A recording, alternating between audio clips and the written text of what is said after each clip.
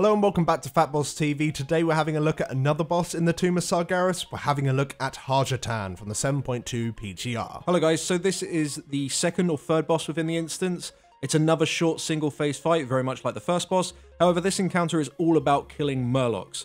Plenty of them spawn throughout the fight, and if you don't kill them, you'll become overwhelmed and you'll wipe very fast. On top of that, you have to constantly manage your debuffs to minimize the amount of damage that the raid takes, especially during bursty periods throughout the fight. There are also parts of this encounter that seem a bit broken, but we'll talk about that later on in the video. Now before we go into anything, just a quick heads up that of course this footage is from the PTR, so everything from the boss's visuals to its functionality might change by the time it hits live, although it usually doesn't change very much. Still, do expect a full guide once Tomb of Sargeras is released. With all of that aside, let's go straight into the encounter, and let's talk about what the tanks need to deal with. Now each melee hit that the boss lands on you has a chance to leave a dot that lasts 30 seconds.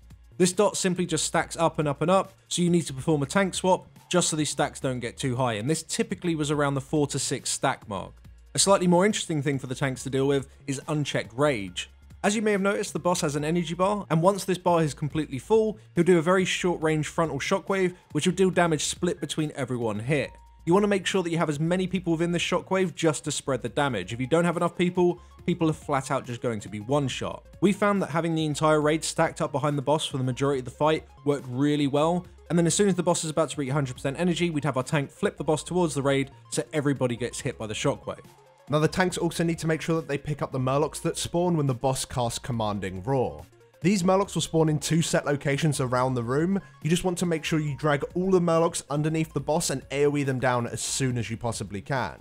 We found that tanking the boss next to one of these spawn locations was a good idea, as you could almost immediately start killing those ones off, whilst you have the hunters misdirect and maybe the off tank go out and just pick up the other murlocs just to bring them underneath the boss. Now you do have 2 different types of murloc, both of which will be applying a debuff called Drenched to the raid through their abilities. Now Drenched is just an endless dot which deals low ticking frost damage, but it also increases the frost damage you take by 5%. And because this does stack, you really want to minimize the amount of drench stacks you get at all costs, because otherwise towards the end of the fight you're going to be taking a hell of a lot of ticking damage. Now the gladiator murlocs have a frontal cleave that deals damage and applies drench to every one hit, and also each of their melee attacks will also apply a stack of drench to the target. So you want to make sure that these get to the tank as soon as possible and that they are faced away from the group so that only the tank gets the stack of drenched via the frontal cleave. After a while they'll also cast Driven Assault, where they'll fixate a random player and chase them down. This does increase the amount of damage they do, but also reduces their movement speed, allowing you to easily kite them away and avoid getting melee hit. However, ideally these should really be dead before they even cast this ability. Now the second type of murloc takes #1 DPS priority, and that's the Wave Mender. These have an interruptible cast called Watery Splash. This will just deal bursts of damage to a random player and apply a stack of Drenched. You want to make sure that this is interrupted, not just to reduce the amount of drench stacks going out on the raid, but also to help group up the murlocs underneath the boss quicker. But the reason they really need to die is because of Aqueous Burst. This is a 6-second debuff that will be applied to random players that doesn't do anything until it expires. Once it does, it will deal a burst of damage to that player and leave a pool of drenching waters on the ground. These pools are permanent, deal ticking damage, and apply drench to anyone who stands within them. So as soon as you get the debuff, you want to make sure that you move away from the boss and the rest of the raid and place the pool around the edges of the room. We found that it's important to try and leave the middle of the room clear, as the boss will drag in all of these pools Nithendra style when he casts Draw In. Once the pools reach the boss, he will absorb them and gain a stack of Frigid Blows. Each stack of this buff will empower one of his melee attacks, causing them to deal frost damage to the entire raid. After a stack is removed via a melee attack, a pool of drenching waters will spawn on top of a random player. So as soon as the pools have been absorbed, it's a good idea to have your raids spread out towards the edges of the room to try and bait these new pools into good spawn locations. Now you can avoid the pools as they land, and you want to make sure that you do, as they deal a burst of damage to anyone nearby when they land, and of course the entire raid is already taking heavy damage at this point from the Frigid Blows melee attacks. Now once all of the Frigid Blows have been expended, he'll do a final burst of damage to the entire raid and remove everyone's drench stacks. And then the fight somewhat kind of repeats from there. However, now you're just going to have a bunch of drenching water pools around the edges of the room. Of course, these will just be staying up for the rest of the fight, making each one of his draw-in phases progressively stronger. On top of this, as the boss reaches lower and lower health, he'll be summoning more and more murlocs each time he casts his Commanding Roar, which will mean that you're very likely to have higher drench stacks going into each draw-in phase. So we found using large healing cooldowns and personal cooldowns really help for the later draw-in phases, not only because they're longer, but you're probably going to have more drench stacks, so you're going to be taking even more frost damage. And that's all it is for normal mode. However, in heroic mode, you'll have one additional ad to deal with, which is the Dark Scaled Taskmaster.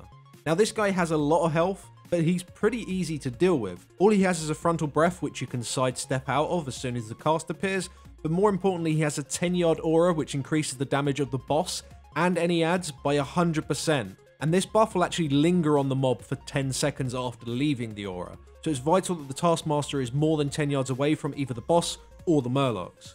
But the strange thing about this Taskmaster is that if you don't kill it, another one won't spawn. But if you do kill it, another Taskmaster will actually spawn 30 or 40 seconds afterwards. So this actually allows you just to have a DPS, or if you wanted it, a third tank, just to permanently tank this guy out of the group while the rest of the raid completely ignores him. We think that the fact that no other Taskmasters spawn is a bug, and there has been a huge amount of feedback from people on the forums saying that, it seems slightly odd.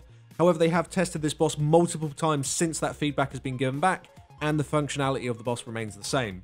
So if it does remain as it is right now on PTR, then you would simply just have one of your DPS or a tank pick it up, tank it away from the raid while everyone else ignores it, while healers just keep that person up if they need healing, which, to be honest, they probably won't. However, if they change it and they make it so more Taskmasters spawn, you're going to have to make sure that they die before the next one spawns, otherwise they're going to buff each other, and that's when you're going to start having some problems. However, it's still quite likely that the little Murlocs will still be #1 DPS priority.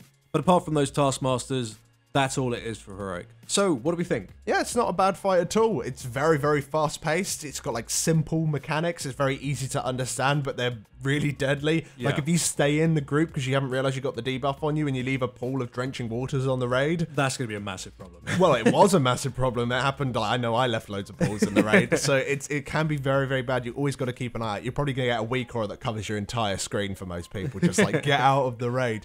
But yeah, the mechanics are always coming in quickly, and I like that the fight kind of rewards you, because the better you do earlier on in the fight, the easier the later parts will be. And what you're getting to there really is the wave menders. The quicker they die, the less debuffs go out, the less pools you'll have to deal with, because the pools really, they last forever, because the boss will just keep absorbing them, gaining stacks, putting them back out, absorbing them, gaining even more stacks, throwing them back out. Yeah, he'll get to the point towards the end of the fight where he has so many pools, he has so many stacks of frigid blows, that you'll be taking constant frost damage, and then he will absorb them again, and then you have to do it all over again. Especially with high drench stacks as well, because 5% extra frost damage, of course, increases the damage you take from frigid blows as well. So it can get really scary. It gets really rough towards the end of the fight. So, like you already said, saving healing cooldowns towards the end is definitely going to be the way that you're going to have to do it, especially on Mythic, where it's going to really hurt.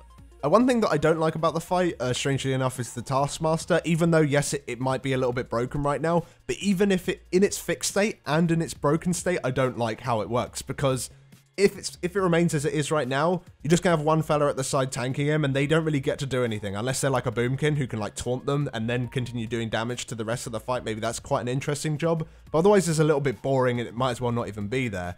However, if it's fixed, you're going to be spending so much time. You already spend a lot of time killing the Murlocs. If you then have to switch to these Taskmasters that have a really high amount of health, it feels like you're going to have pretty much no time to attack the boss. That might just be a tuning thing. Of course, we were quite small with our raid size, and small raid sizes on PTR generally don't really work very well, so maybe the tuning was a little bit off. But yeah, I don't really like how the Taskmaster works. Hopefully they'll either reduce his health pool if they do fix him, or they might as well just remove him in his current state, because he's not even doing anything. I feel like something else could replace it to make it a little bit more interesting, rather than just an aura that increases the damage of the ads and the boss. Obviously, it's quite important, it's quite devastating if something goes wrong, and like, if you have the Taskmaster underneath the boss the entire fight, then you're probably going to wipe.